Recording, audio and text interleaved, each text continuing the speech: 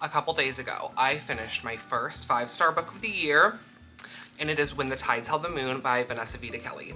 This is about Benny. First of all, the cover, right? The colors are gorgeous. This is about Benny, a Puerto Rican immigrant. He grew up in Puerto Rico.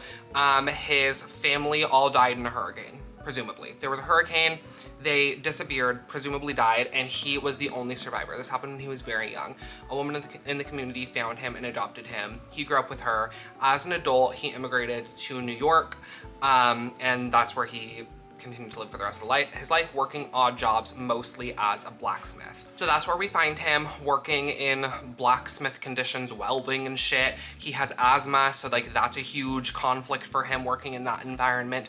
And where he works is commissioned to build a tank for unknown use. Like they just give them the specifications of what they want and they're like, build the tank. And his boss comes to him and is like, Benny, you're our best guy, like build this tank. So he builds the tank. Whatever, middle.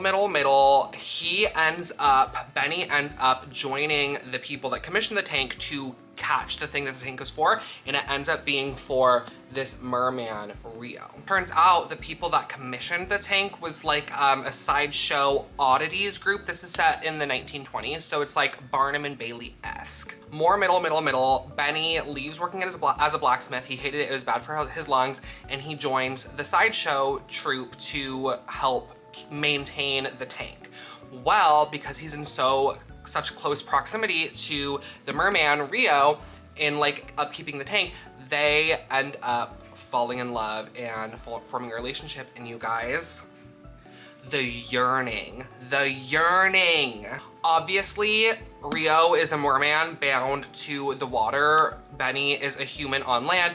So there's already the conflict there, but also like the physical barrier of Rio literally being caged in a tank, and Benny himself as an immigrant feeling caged by people's perceptions of him, people's expectations of him. They both have their respective cages that they are in. One is metaphoric and one is like obviously like a physical cage. And obviously for Benny, being a gay man in 1920s America, like metaphorical cages that LGBT people have historically had to put themselves in, like the themes are all there, right? The writing of this is so beautiful. It's mostly told from Benny's perspective, but there are some like insertions from Rio's perspective. His voice and his POV is like so lyrical and beautiful, and each of the sections where he comes in to speak from his perspective is like very poetic, and it was just so beautiful to read the whole thing. From the illustrations to the writing to the themes, the characters, the yearning, it was just a joy, and I very highly recommend.